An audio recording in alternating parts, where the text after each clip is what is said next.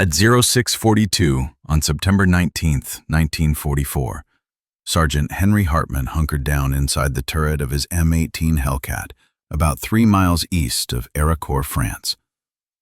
The heavy fog was sliding over the fields ahead, thick enough to swallow whole. Intelligence said the 113th Panzer Brigade was moving straight toward them with 45 brand-new Panther tanks. Each Panther carried roughly 5.5 inches of frontal armor, steel thick enough, the men believed, to shrug off American tank rounds at any distance. Hartman's Hellcat had the opposite problem, a maximum of about 1 inch of armor anywhere on the vehicle. The thickest plate was only around 25 millimeters. The floor was thinner still, less than 5 millimeters in places. A German machine gun could rip through the sides. The turret was open at the top, leaving the crew vulnerable to grenades, mortar bursts, and snipers. Across Third Army, tankers had a name for the M18. The paper coffin, the death trap, the quickest way to die in France. But it had one weapon the Panthers didn't: speed. On open road, it could hit about 55 miles per hour, roughly twice a Sherman's pace and far faster than a Tiger. That was the entire logic behind U.S. tank destroyer doctrine. Trade armor for mobility. Strike, disappear. Hit from the flank, then relocate before the enemy could answer. Never park and duel. The 704th Tank Destroyer Battalion had come ashore at Utah Beach 68 days earlier, the first unit in Europe equipped with M18s. They were meant to be the antidote to German armor: fast, lethal, aggressive. In those 68 days, the battalion had knocked out 93 German vehicles.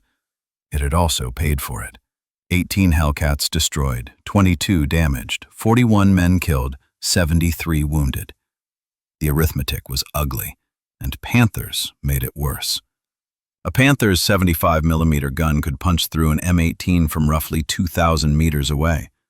The Hellcat's 76mm gun, on the other hand, couldn't defeat a Panther's frontal armor at any range, not even right on top of it. So there was only one real way to kill a Panther: hit the thinner side or rear. That meant closing the distance, and closing the distance often meant dying. Hartman commanded a 5-man crew: driver, assistant driver, gunner, loader, and commander. Every one of them understood the odds. Third Army intelligence estimated that within 90 days of landing in France, about 40% of tank destroyer crews would become casualties. The 704th was already trending past that grim average. Company C had lost 6 Hellcats in the previous 3 weeks alone, 19 men dead and 8 wounded. The company had started with 12 vehicles. Now they had 10 that could still fight. Battalion headquarters kept promising replacements. The replacements didn't show. Each morning brought new names on the casualty lists, and every afternoon brought orders to move forward. The Germans understood the Hellcat's weakness. Panther crews were trained to prioritize M18s, kill the fast ones first, remove the biggest threat, then deal with the slower Shermans afterward. German tankers had their own nickname for the Hellcat too, something like tin can, a thin metal box. If you want to see how Hartman's paper-thin vehicle survived against German steel, hit like. It helps us bring more forgotten stories to more people. And if you haven't already, subscribe. Now back to Hartman. The fog thickened until visibility fell to about 30 feet. The radio snapped with static. Then Lieutenant Edwin Leeper's voice cut through. Enemy armor spotted. Panthers moving toward Réchicourt-la-Petite.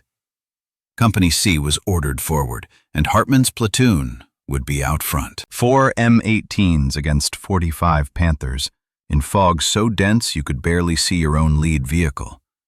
And Hartman's thin armor was about to be tested against the most feared tank on the German roster. At 0658, his Hellcat rolled out. The engine growled, a Continental R975 radio, the same basic power plant used in a Sherman, but pushing a vehicle that weighed far less. The Hellcat could leap forward faster than any tracked fighting vehicle of the war. That acceleration was supposed to be its shield. Leeper's platoon advanced in a staggered formation, 4 Hellcats with roughly 20 meters between them. The fog was so thick Hartman could barely make out the silhouette ahead. The road ran northeast toward Réchicourt-la-Petite. Reports said German armor was massing near the village. The 5th Panzer Army was launching a counterattack, trying to drive 3rd Army back across the Moselle. The 704th was attached to the 4th Armored Division, the formation spearheading General Patton's push into Germany. They'd crossed the Moselle 2 weeks earlier, liberated Luneville, and threatened Nancy. Now the Germans were striking back with 2 fresh Panzer Brigades, the 111th and the 113th. Roughly 90 Panthers in total, factory-new machines. The crews were barely seasoned, but the tanks were lethal. A Panther was 45 tons of German engineering, sloped frontal armor, a long-barreled 75mm gun, a road speed around 29 miles per hour, and an operational range measured in the low hundreds of miles. That gun could kill a Sherman from extreme distance. That armor could turn American shells aside even at point-blank range. Most American crews feared Panthers more than Tigers. The Hellcat was built on a completely different philosophy. 19 tons, open turret, a 76mm gun, top speed about 55. The designers sacrificed protection for mobility. The armor was so thin that survival depended on a single rule: don't get hit. And the doctrine reflected it. Ambush tactics. Pick your position. Wait. Fire from cover. Kill the target. Relocate before return fire arrives. But that doctrine assumed visibility, fields of fire, and time to maneuver. The fog erased all of it. Hartman's crew might not see a Panther until it was 30 feet away, or less. At that distance, even a Panther's machine gun could chew through an M18. The crew compartment could become a slaughterhouse. At 0712, the platoon reached a crossroads. Leaper's Hellcat took the lead position. Hartman moved into second. 2 more Hellcats fell in behind. They crept forward at around 15 miles per hour. The fog refused to lift. Hartman checked his loadout. 45 rounds total, a mix of armor-piercing and high-explosive. The armor-piercing load used the M62 shell. Solid shot, no explosive filler. It could punch through about 88 millimeters of armor at 1,000 meters under ideal conditions. Against a Panther's front plate, it would bounce. Against the side, it might go through. Against the rear, it could kill. Everything came down to angle. To win, the Hellcat had to hit from the flank or behind, meaning maneuver, meaning exposure. Every tank destroyer crew in Europe knew the equation: speed versus armor, mobility versus protection. The M18 gambled everything on being faster than the enemy's aim. The radio crackled again. Contact front, German armor, range unknown, visibility still around 30 feet. Leaper's voice followed, calm and controlled. Hold. All vehicles freeze. Prepare to engage. Hartman stared into the whiteness, waiting for shapes to form. Somewhere ahead, Panther tanks were moving toward them. The fastest tank destroyer in the war was about to face the heaviest practical armor in Europe, at point-blank range, in near-zero visibility. At 0719, Leaper spotted it first. The dark line of a gun barrel emerging from the fog about 30 feet away. A Panther. Moving slowly, hunting, feeling its way forward. The German crew had no idea 4 American tank destroyers were already sitting in the mist. Leaper deployed the platoon with hand signals, no radio chatter. The Hellcats spread wider. What had been 20 meters became 40. Each vehicle took a firing spot. Hartman's driver eased left 10 meters and stopped. The gunner slewed the turret, searching for a clean side angle. The loader slammed an armor-piercing round into the breach. The Panther rolled forward another 25 feet. Its commander stood up in the cupola, scanning blindly into the fog. He never saw the M18s. Leaper fired first. The 76mm cannon cracked, loud and sharp in the damp air. The AP round hit the Panther's side at a perfect 90-degree angle and punched through. The German tank lurched. Smoke spilled from the engine deck. The crew bailed out, 3 figures running into the white. 5 seconds later, Another Panther materialized from the same direction, creeping forward, unaware the lead tank was burning. Hartman's gunner fired. The shot landed low and tore into the running gear. The Panther shuddered and stopped, track damaged. The turret began to swing, searching for the threat. Hartman's loader already had the next round ready. The gunner fired again, this time striking the turret ring. The Panther's turret seized mid-rotation. The crew abandoned it. 2 Panthers disabled and burning in roughly 2 minutes. No American casualties. Then the fog shifted. A wind from the east thinned it just enough to widen visibility, maybe 50 feet, and Hartman finally saw the scale of what was coming. Panthers, dozens of them spread across the field, advancing toward Réchicourt-la-Petite. The 113th Panzer Brigade was pushing forward in column formation, with little flank security and minimal reconnaissance, simply driving straight through the fog. Their commanders couldn't see beyond 30 feet. They didn't know American tank destroyers were already set in ambush.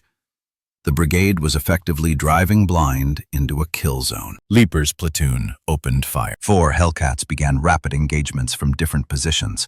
The Germans couldn't identify where the rounds were coming from. Panther after Panther took hits. Side plates, rear armor, engine decks, ammo racks. Tanks began to erupt in fire and smoke. The 113th tried to answer, swinging guns toward guessed locations, but the fog made precise aiming impossible. German shells detonated in empty ground. Armor-piercing rounds vanished into mist. Not one round found an M18. Hartman's crew worked like a machine. The loader could cycle shells in about 8 seconds. Armor-piercing, high explosive, armor-piercing again. The gunner tracked targets at 30 to 60 feet. True, point blank. At those angles, every good hit went through. The Hellcat's thin armor mattered less because the Panthers still couldn't see well enough to land a shot. By 0724, Leaper's platoon had knocked out 15 German tanks, about 5 minutes of fighting. 15 Panthers destroyed and 3 Hellcats lost, not to direct German fire but to mechanical failures and friendly artillery effects. Hartman's vehicle was still in the fight. Then the radio snapped again.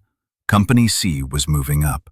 Captain Tom Evans was bringing 2 more platoons, 8 additional Hellcats. The Germans were about to run into the full company. And at that moment, Hartman spotted 6 more Panthers emerging from the fog, moving straight toward his position. 6 against 1, with visibility still short and his loader down to 23 rounds. Hartman made his call. Attack. In fog like this, speed didn't help if you couldn't see. Armor didn't help if every weapon could penetrate at close range. The only edge left was surprise. Hartman could see them. They couldn't see him. He knew where they were coming from.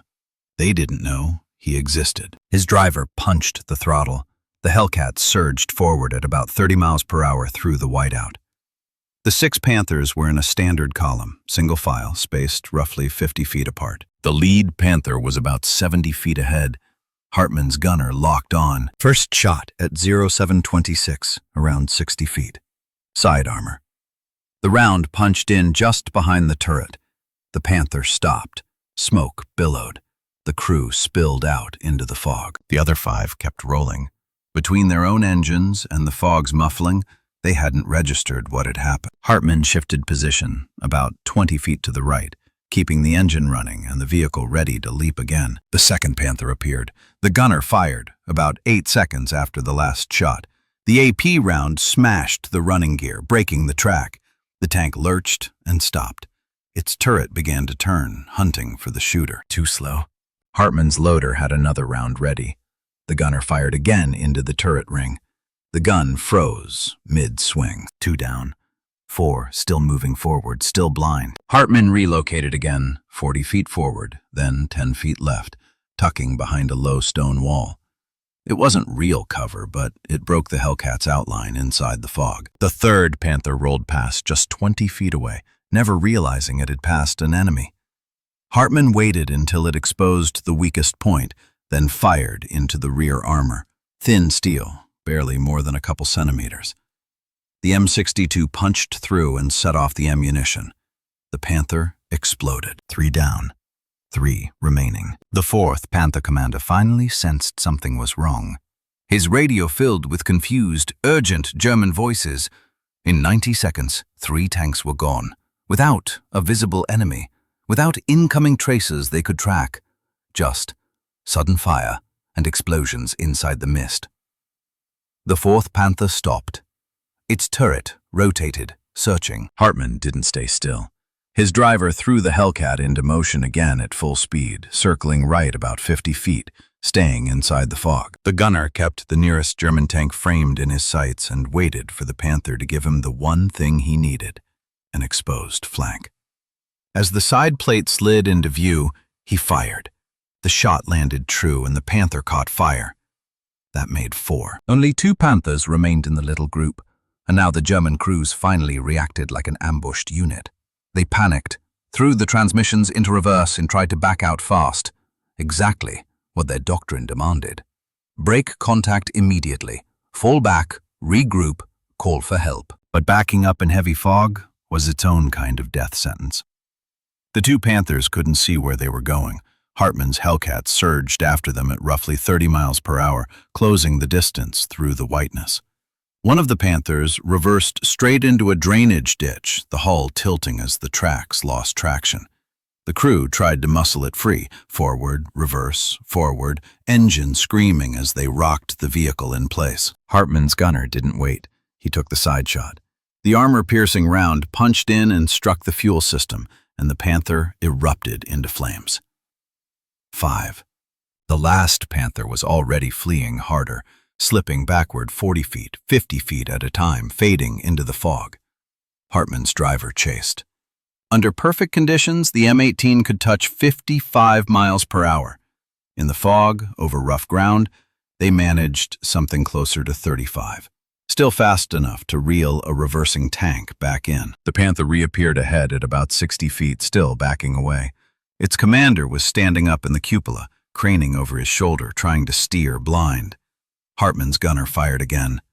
The round hit the rear armor and drove into the engine compartment. The Panther shuddered, stopped, and went dead. The crew bailed out and vanished into the mist. 6 men ran into the fog. 6 Panthers were down. Hartman's Hellcat had taken no hits. In roughly 4 minutes of brutal point-blank fighting, the crew had burned through a handful of rounds, dropping from 23 shells available to 17, and still had no time to breathe.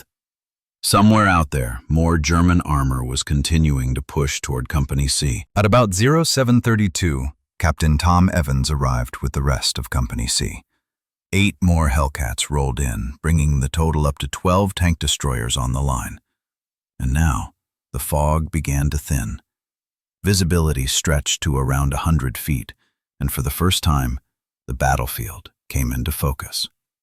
Panthers burning, 21 of them scattered across a few hundred meters, black smoke clawing into the morning sky. German crews were spread across the fields, some wounded, some surrendering, most sprinting east toward their own lines. The 113th Panzer Brigade had driven straight into an ambush and lost half a company in minutes. But it wasn't over. More Panthers were still moving. They'd started the morning with 45 tanks.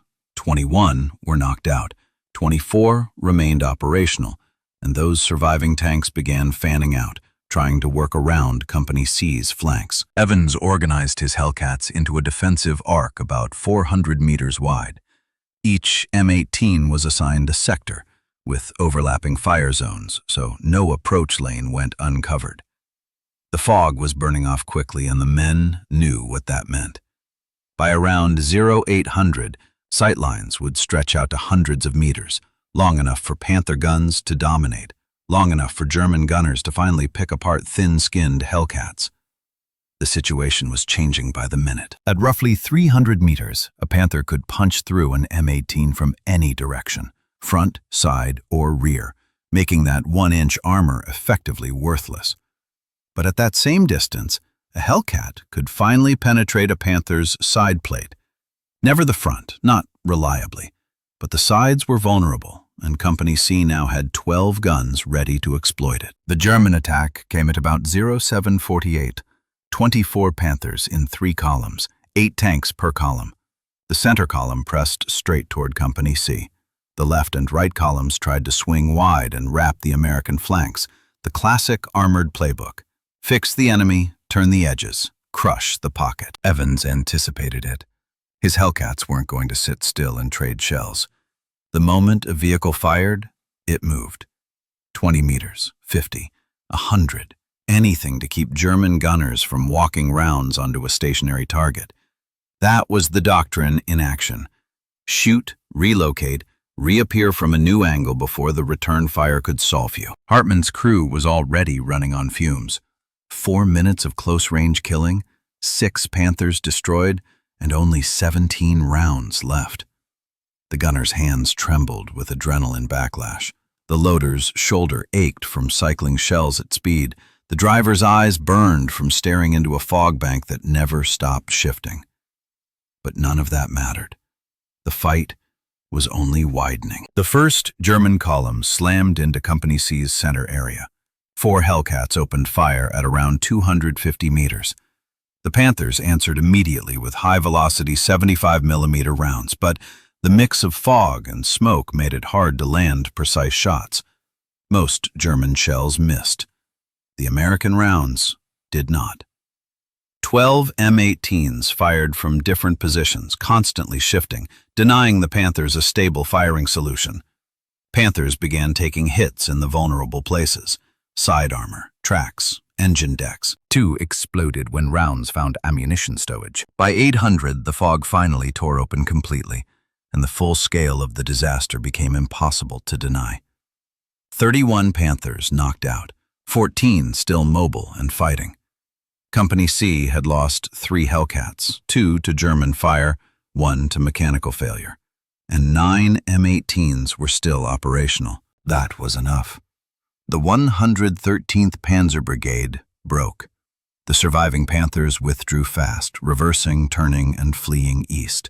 The Hellcats pursued and kept firing as range opened to 400, then 500 meters. 2 more Panthers were destroyed during the retreat. By about 0815, the battle around Réchicourt-la-Petite was finished. 33 German tanks were destroyed, and 14 escaped. Company C had lost 3 M18s, with 7 men killed and 11 wounded. And at the center of the day's most shocking moment sat the fact everyone would argue about afterward. Sergeant Henry Hartman had personally accounted for 6 Panthers at point-blank distance in a tank destroyer protected by about an inch of armor. But the morning's victory didn't end the threat. Intelligence reported another wave, elements of the 111th Panzer Brigade, with 45 more Panthers moving toward Arracourt. Company C was down to 9 operational tank destroyers. Even so, the 704th had proven something that day. The Hellcat could kill Panthers, not by trading armor for armor or matching gun for gun, but by exploiting speed, movement, and angles. When battalion headquarters received the reports around 0900, the numbers sounded almost unreal. 33 Panthers destroyed for 3 Hellcats lost, an 11-to-1 kill-loss ratio. No American tank unit in Europe had posted figures like that against Panthers. Third Army intelligence demanded confirmation. Commanders asked for proof. Some officers flat out refused to believe it. Paper-armored tank destroyers shredding the most heavily protected German tank sounded like a tall tale. Evans backed it up with evidence, photographs of the field, crew statements, ammunition counts. Hartman's Hellcat had fired 28 rounds. 22 were recorded as hits. 6 were confirmed kills. That kind of efficiency was rare in armored combat, where hit rates were often far lower. The documentation convinced the skeptics, but it also raised a bigger question. How did vehicles with such thin armor survive point-blank combat against Panthers? The answer was the fog. With visibility down around 30 feet, German gunners couldn't aim at what they couldn't see. The American crews treated the fog like armor, constantly shifting positions, striking from unexpected angles, and moving before German turrets could settle.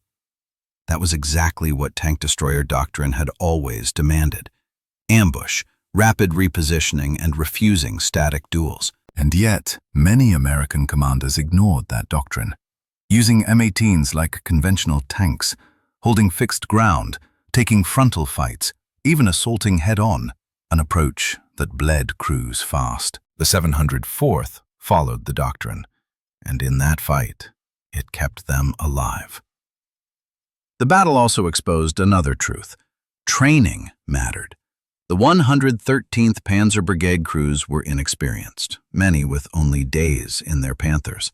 They didn't know how to fight in fog, didn't maintain spacing, didn't use scouts, and drove in column through unfamiliar terrain against an unseen enemy. Each mistake got punished immediately. Company C was different. The 704th had trained for months before France, drilling ambush setups, rapid-fire routines, emergency relocations. Loaders could cycle rounds in 7 to 9 seconds. Drivers could execute combat maneuvers at speed. Gunners could engage targets in near-zero visibility by tracking sound and movement. That training saved lives, but training couldn't erase the math forever. The 111th Panzer Brigade was still coming, 45 fresh Panthers, reportedly about 6 miles east and closing. Expected contact was forecast for later in the day. Company C had 9 operational Hellcats. Battalion headquarters promised help, 2 platoons from Company A, 8 more M18s, but not until late afternoon. Too late to count on. Evans decided Company C would delay the next German push.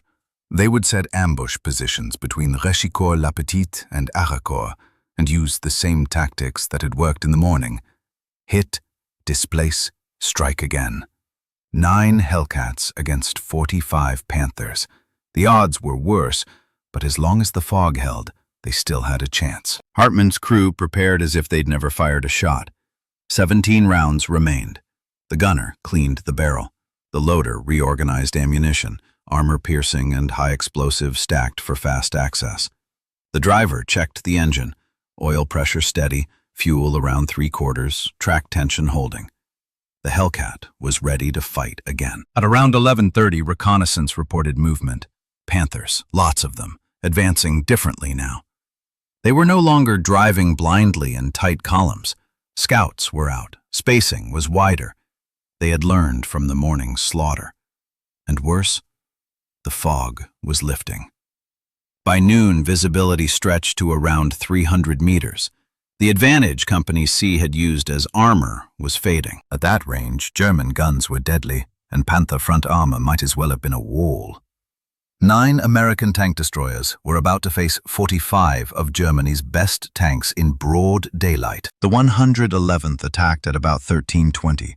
45 Panthers organized into 3 battle groups of 15, advancing in line with wide spacing between groups. Their commanders had studied the earlier disaster and weren't repeating the 113th's mistakes. Company C took positions along a ridgeline west of Arracourt. Evans spread 9 Hellcats across roughly 800 meters, with overlapping fire sectors and planned withdrawal routes. The moment a Hellcat fired, it would back down the slope, relocate, and reappear from a new crest line. Hartman's M18 covered the right flank, watching the southern approach. Expected engagement range was around 400 meters. At that distance, a Panther could hit accurately, and the Hellcat's armor meant nothing. One penetrating hit anywhere could kill them. The crew knew it, but they also knew the one place a Panther could still be beaten: the side armor, thinner and angled. An M62 armor-piercing round could get through at 400 meters if it struck close to perpendicular. When the German tanks crossed the 400-meter line, Company C held fire. Evans wanted them closer. 350, 300, 250. At around 250 meters, the Hellcats fired together, 9 guns at once. The first volley struck 6 Panthers, 3 catastrophic kills and 3 mobility kills that stopped tanks cold. The German advance hesitated, then answered with a wall of return fire, 45 guns throwing high-explosive and armor-piercing rounds uphill. Many shots went high. The Hellcats were hull down and small targets. The angle was awkward for the German gunners, but not all of them missed. 3 rounds found their mark. One Hellcat was destroyed outright, the turret blown off and the crew killed instantly. Another was crippled, track severed, forcing the crew to bail out. 7 M18s remained. 42 Panthers were still pressing. Evans gave the order to execute the plan. Phase 1 was done. Company C reversed down the slope, vanished behind the ridgeline, and relocated about 400 meters to the west, already searching for the next set of hull-down positions for the next exchange. The entire withdrawal and relocation drill took about 90 seconds.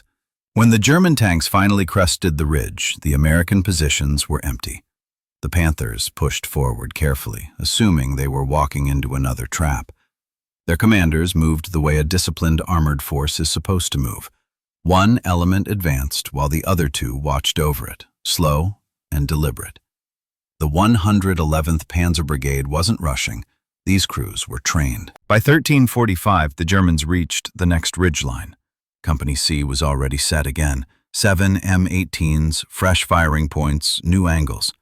The Hellcats opened up at roughly 300 meters. The second volley wrecked 5 Panthers outright and crippled 2 more by knocking out their mobility. The Germans answered with concentrated fire, and 2 more American vehicles were hit. 1 Hellcat destroyed, another damaged. That left 5 M18s running, with 35 Panthers still operational. Evans didn't hesitate. He ordered the same solution again: back off, relocate, disappear, and force the Germans to keep paying for every ridgeline. The Hellcats fell back to pre-selected positions near the town. Tight streets, stone buildings, narrow lanes, close-range killing ground. If the Panthers wanted to finish this, they'd have to come into the urban maze, and that favored the defender. Hartman's crew had already fired 11 rounds across the 2 ridge engagements. They had 3 confirmed kills, 2 assists, and 14 rounds left. The gunner's shoulder was throbbing from recoil.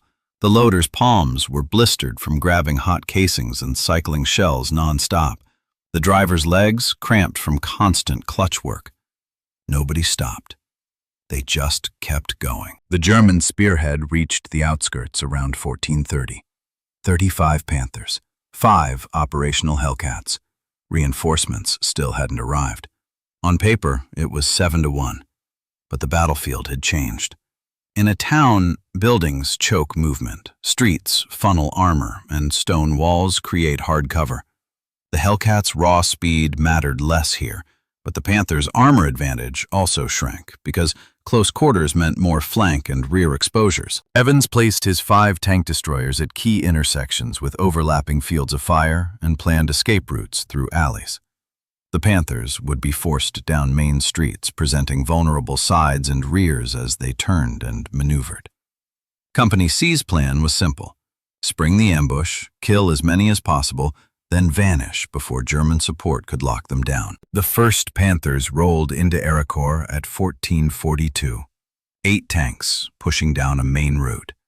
Hartman's M18 was tucked in an alley set perpendicular to their line of advance, creating a perfect 90-degree shot. The lead Panther passed without noticing him. Hartman let 3 tanks go by, then targeted the 4th. At roughly 200 feet, the gunner fired into the side armor. The round went through. The Panther detonated and became a burning roadblock, sealing the street and trapping the 3 tanks behind it. In the street fighting that followed, Company C knocked out 6 Panthers inside the town and lost 1 Hellcat.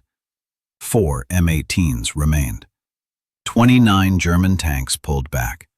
By that point, the 111th Panzer Brigade had lost 16 tanks, and the 704th had lost 6 Hellcats since dawn.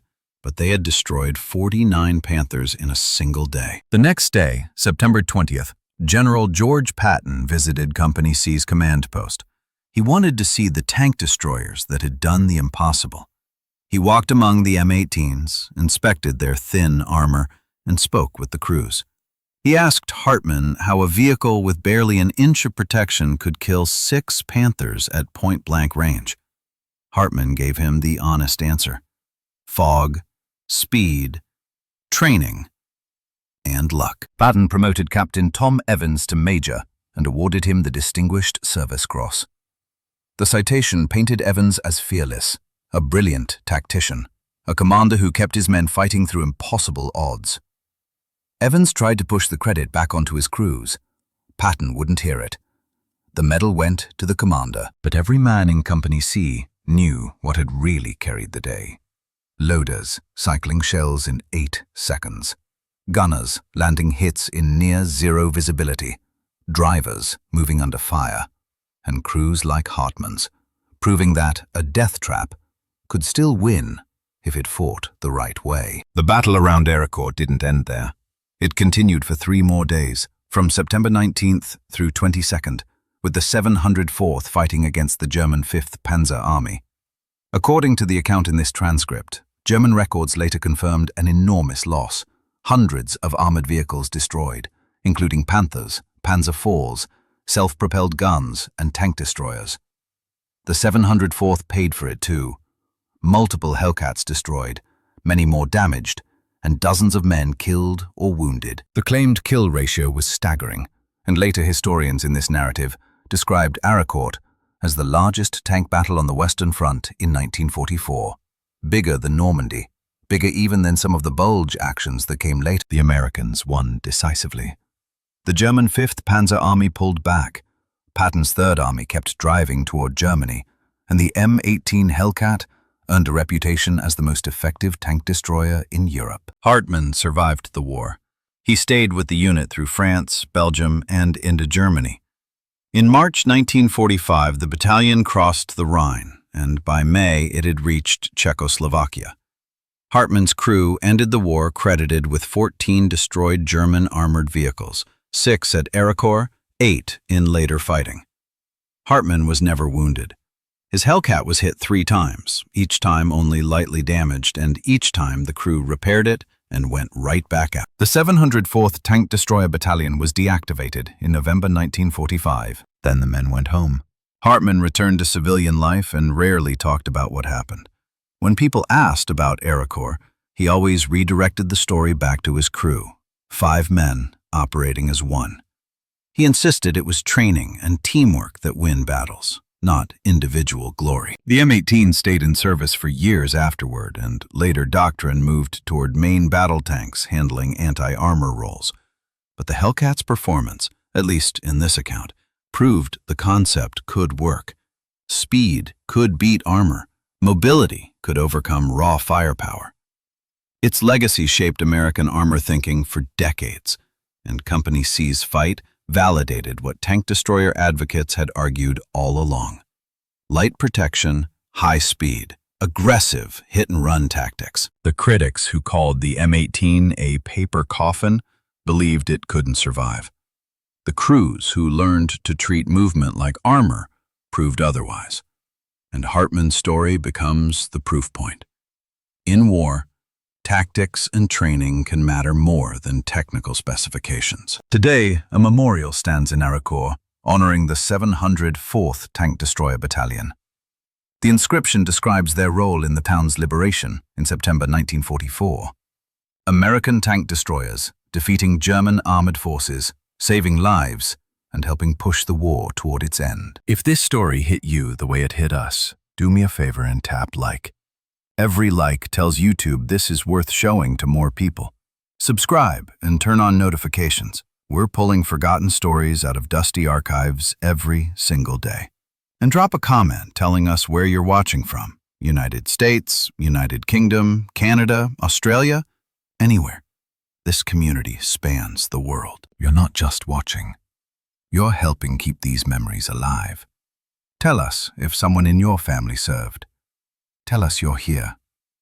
Thank you for watching, and thank you for making sure Sergeant Henry Hartman and the men of the 704th Tank Destroyer Battalion don't fade into silence. They deserve to be remembered, and you're helping make that happen.